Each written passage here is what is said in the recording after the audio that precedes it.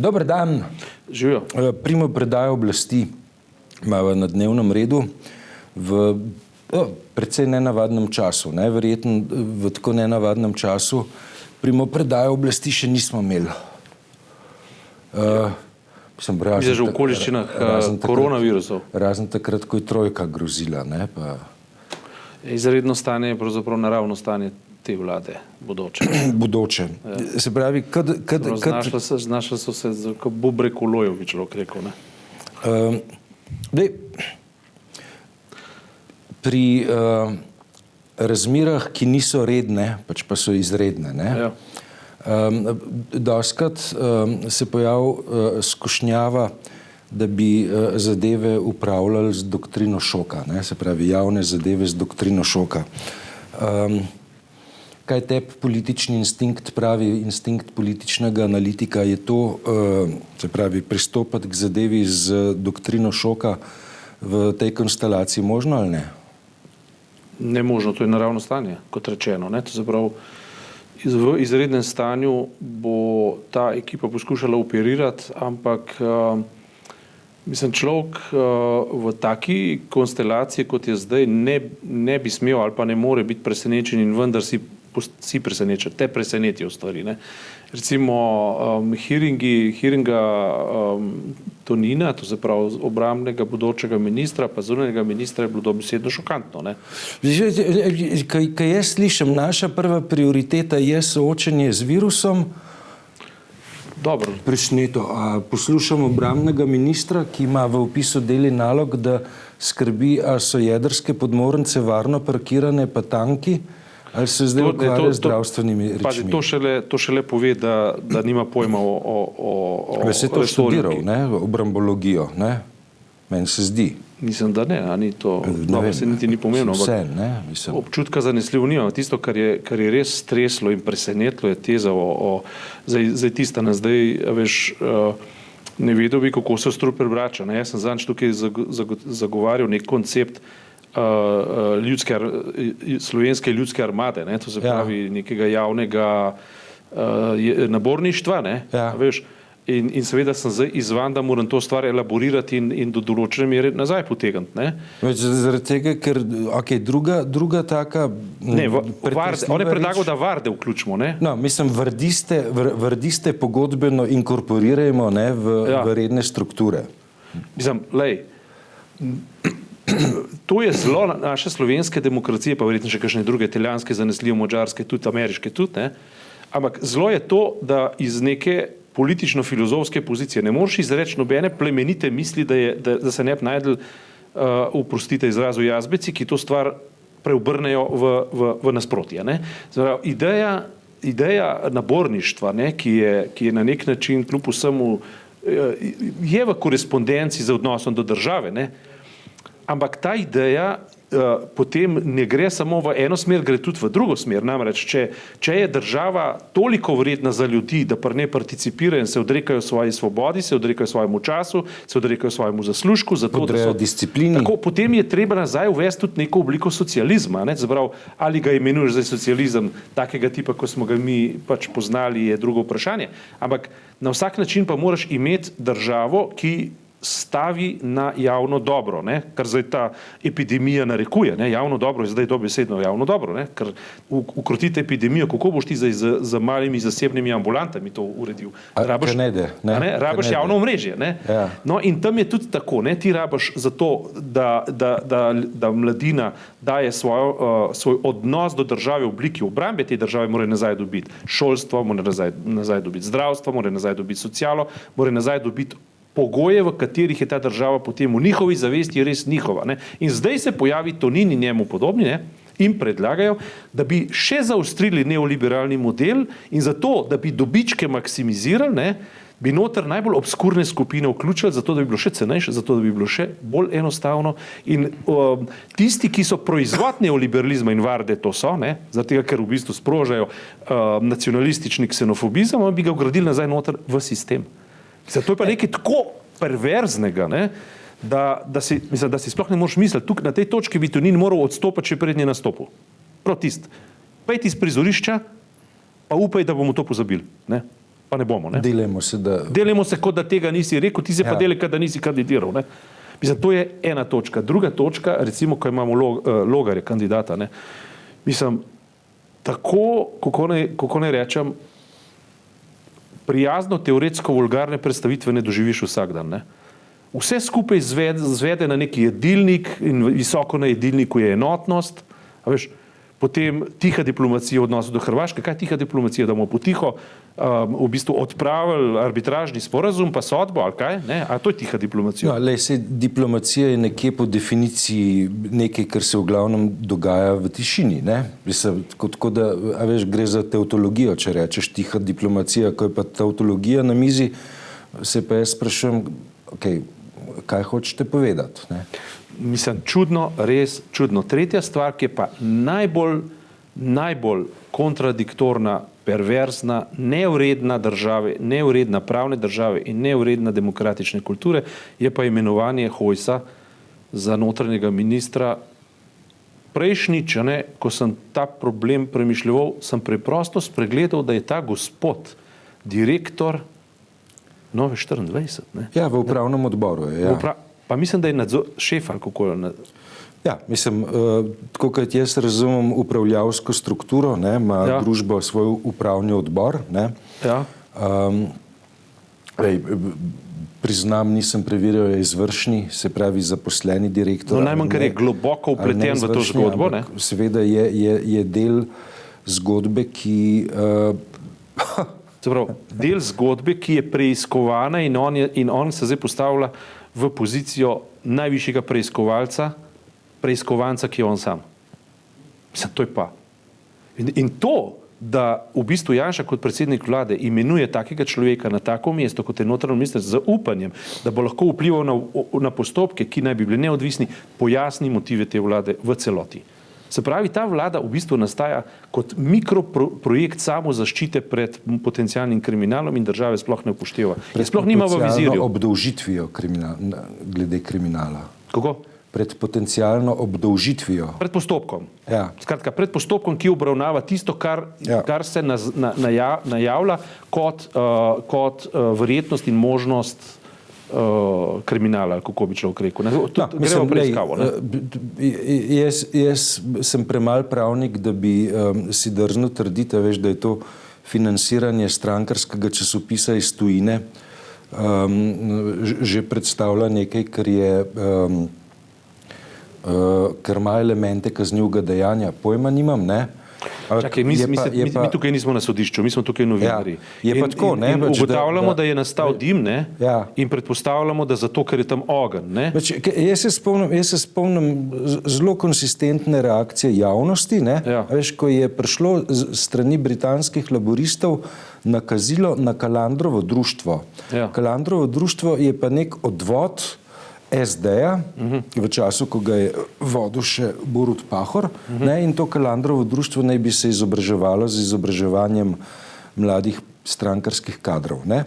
Ja, seveda, ne, se je takrat veselo in upravičeno nažgal po SD-ju, če tudi, ne, veš, stališča črke zakona, ne, ni šlo za subvencioniranje stranke, pač pa nekega društva, ne, je Dobro, pa to društvo bilo izrecno povezano s stranko, ne. Ti imaš recimo tako, ne, imaš določene internacionale, ne vem, včasih je bilo to na ravni krščanskih demokracij, recimo, je bil Hans Seidel Stiftung, zdaj pa ne vem, socialdemokratski ali je bil krščansko-demokratski, niti ni pomembno. Ampak to je bilo namenjeno izobraževalnim, neki demokratični stvari v okvirih neke stranke. V tem niti ne vidim ta pravega problema. Problem pa je, če se enkrat to začne prelivati v neko javno dejavnost, kot je medijska dejavnost, kot podpiranje medijev, ki v bistvu konkurirajo javnim medijem, tukaj se pa meje zabrišejo na nek način. Ne? Pa lej, no, mislim, jaz tudi v tem financiranju strankarskega izobraževanja iz tujine vidim določeno zadrego. Ne? Ja, zadrega je. Razumem, a veš, da ja, ne, se stranke, ki delujejo na mednarodni ravni, ne, da organizirajo seminar za perspektivne kadre, ne, na katerih potem spin doktori predavajo, kako se napiše program, kako se reši problem, in kako se deluje pred kuliso in kako se deluje za kuliso. Ne? To nehigienično v vsakem primeru je. Ja. Nehigienično v tem smislu brez dvoma je, ne? Ampak to ne, ker zdaj so interpretacije za nazaj, ne? Da takrat, ko je Žan Mahnič ukorakal, tako rekoč stroju in korakom že na NPU, na policijo. Na policijo, ne, je bila koalicija tako rekoč že narejena, ne, v ozadju in on že nastopil z pozicije moči in grožne, boste že videli, ko pridemo na oblast, ne, skratka, to je bil že obliko pritiska, tako. Da. In to konkretnega, ne abstraktnega pritiska, ne. In jaz ne vem, kateri zvonci bi zdaj morali zvoniti, ampak na vsak način, ne, to je zelo, zelo, zelo problematična zadeva, ne, imenovanje Hojsa, ne. Ne, lej, mislim, tam je zelo verjetno za pričakovati, ne, pač kadrovsko potezo, ko minister razreši šefico policije, ne, kadrovsko potezo, ki se tiče nacionalnega preiskovalnega urada, potem so pa sheme, ki smo jih v preteklosti že videvali, ne, pač imenovanje lojalistov, ne, ki se jim bo zdelo, da to ni vredno preiskave. Ne?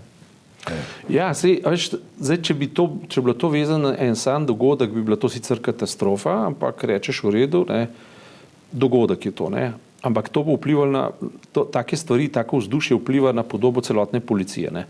Recimo, jaz sem bil 2 dni nazaj priča, ne, tako rekoč hollywoodskega dogodka tukaj zraven na našem križišču. Ja, sem jim pelil. To je bila občudovanja vredna akcija, ne, ki se je zgodila potiho z anonimno oziroma za prijavo nekega očividca, prišlo je do ropa. To je delovalo kot ura, to je, a veš, in to se je zgodilo in to je kazalo nek visok profesionalizem. Tak profesionalizem ti lahko politično utopiš v enem letu.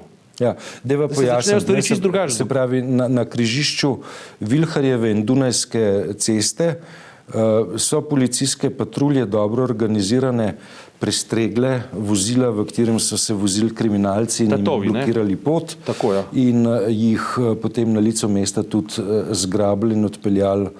Tako rekoč v pol ure od ropa, ne, do prijetja je pol ure, mislim, občudovanja vredna akcija, hočem povedati to, ne. Jaz se spominjam pa pač tistega časa, ne, ko smo tam na Dobovo hodili, ne, ko sem si takrat ogledoval policaja, ne, ko so bili v nekih določenih momentih že skoraj da malo na vardo spominjali, dajali politične izjave, se izrekali v političnih zadevah in so te strokovni vidiki, profesionalni vidiki šli v plan B, ne, v drugi plan, ne. Medtem ko zdaj je vtiskati, da policija nekako, da je jasno, da je ona strokovna organizacija in da dela profesionalno, ne, in da je zavezana nekim tem splošnim človekovim vrednotam, ne, pravicam in tako naprej, ne politizira in tako. V naslednjem koraku, če bomo imeli spet to pač desno, mestoma skrajno desno vlado, se lahko ta schema podre. In to je nevarno. Dobro, ne, mava primopredajo sva rekla v času virusa. Ne moramo reči, da je epidemija, ker ta ni razglašena. Ne, epidemija je tudi strokovni termin. Ja, se bo nekaj govori o pandemiji že, ne? Mislim, na ravni sveta se verjetno o tem da govoriti, zaradi tega, ker je praktično na vseh celinah, ne, tale reč prisotna. Ampak imava situacijo, ko gremo na glasovanje o novi vladi. Ti praviš, da je pravzaprav tole vznemirjeno okolje pravzaprav neko naravno okolje zlasti največje vladne stranke. Ja, zdaj, veš, zelo bi si želel, že zato, da ne bi bil popoln negativist, ne, poiskati nekatere vidike, za katere bi lahko rekel, da so pa vendarle dobri, ne. In pravzaprav tudi pri koronavirusu lahko rečeš, da za nekaj pa je dobra, ne. A veš, trenutek ustavlja nekaj, kar je bilo prej nemogoče si vzeti, recimo en teden časa je zdaj mogoče.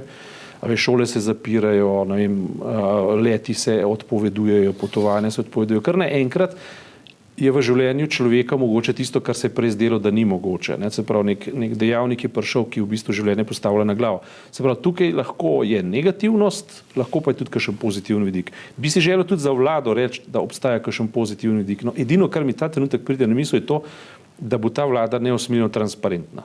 To se pravi, bo na nek način prozorna, z lahkoto se bo dal videti skozi njo.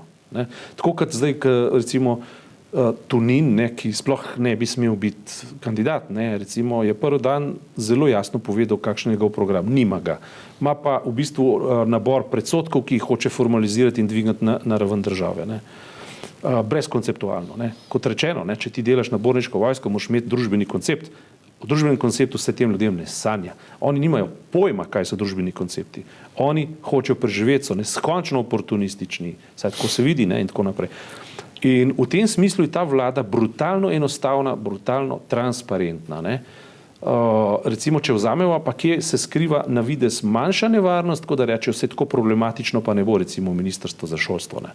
Pa ne bo tako problematično, se tam pa prihaja Cerarjeva sodelavka in tako preizkušena, umirjena, akademsko in tako naprej. No, tam pa bo treba pod prste gledati, ker tam pa ne bo velikih besed, dogajala se bo pa kontinuiteta s tem, kar se zdaj dogaja. Bo treba pa dejansko paziti, zaradi tega, ker pri šolstvu in pri zdravstvu grejo pa v bistvu vse ti očitki, ki so tukaj transparentni, po malih korakih vztrajno naprej iz mandata v mandat. Javno šolstvo je stalno točka in tisto, kjer je zadeva dosegla res vrhunec, je to, da je mimo ideologije trenutne oblasti stroka stopila v zrak nazadnje in je preprosto se podpisala na 600-700, mi da so to obravnavala, učiteljev in rekli, takole pa ne, bele knjige pa ne boste sestavljali takole, ker v zadnje so neke new age-ovske skoraj da predpostavke, da neke holistične predpostavke, to nima nobene zveze s tem, kar je naša stroka razvijala, 30-40 let, s tem, kar stroka dejansko počne, in v belo knjigo je treba sestavljati tako, kot jo današnja stroka predvideva in ko jo današnji čas tudi potrebuje. In tukaj bo pa treba opazovati pa za tistimi starimi očali, kot da bi bila zdaj recimo še naprej recimo vlada LMŠ Cerarjev, bodisi Šarčeva vlada. Potem, ne vem,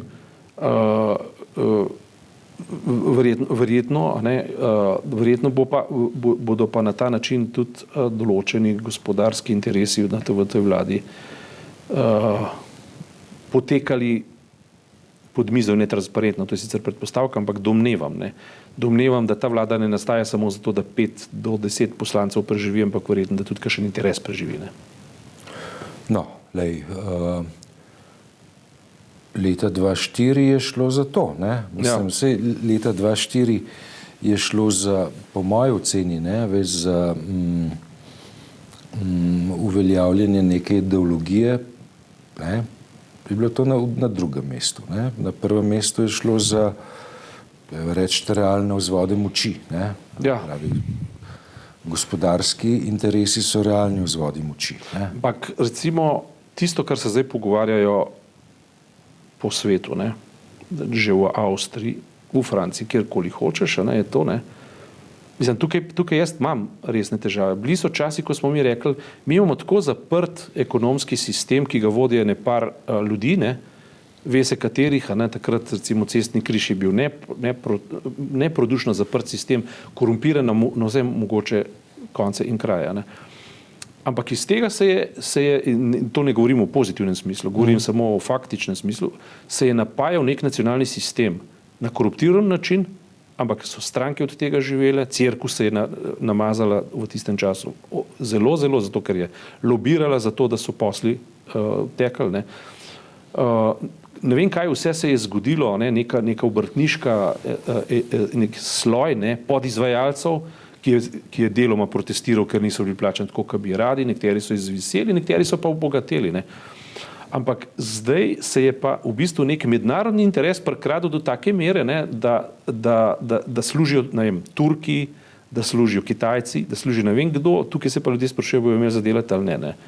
Ja, mislim, to je nihalo slovenske groze, je zanihalo v drugo smer.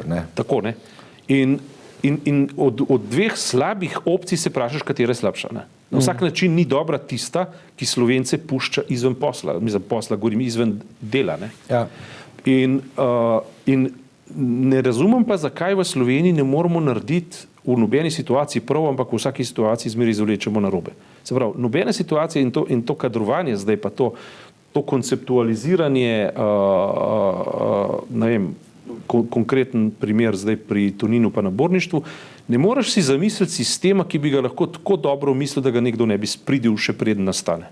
In to se vprašam, kaj v Sloveniji tako reaktivnega, da gre vedno vse nazaj v neko vrnjeno shemo, ki vse podtaca in pokvari. To mi je misterij. Ne? Na ta misterij bo naslednji teden iskala odgovor. Hvala lepa.